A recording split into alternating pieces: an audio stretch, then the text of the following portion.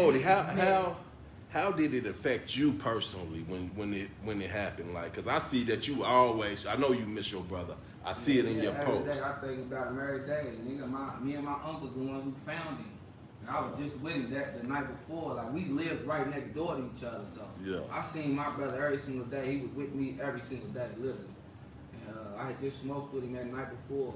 We chilling, everything is normal. Everything was cool. You feel me? He didn't say he was complaining. He didn't complain about none of that. We had ate some local taco. That was my brother's last meal. Local taco.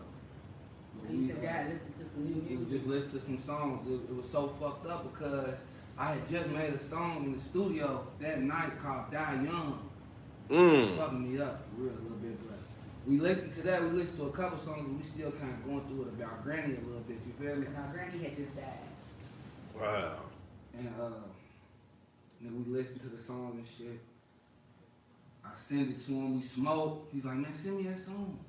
I sent it to him, not thinking nothing of it, you feel me? We smoked. Nigga, he goes on about his day. Next morning, I talk to him again. Me, him, and my mama. Because we always do a group FaceTime. We do a group FaceTime every morning. Yeah, we on group FaceTime. We talked to him. He never said nothing. He never said nothing.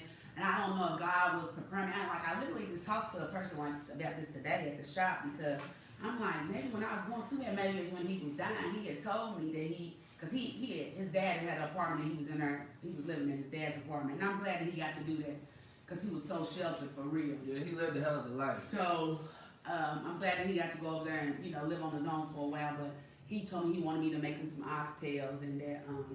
I'm like, okay, well, I'm gonna wait for Keisha to get off out of church. I'm gonna get her food stamp card and I'm gonna be the Sloopy. So it would be about 2 or 3 o'clock. All that day I made posts. I screenshotted our FaceTime and I put one of our favorite songs on it and put it in my story and I made posts about Jamon because all of my name is L.A. Letitia. All of my children's names Alonzo, Alex, Aaliyah.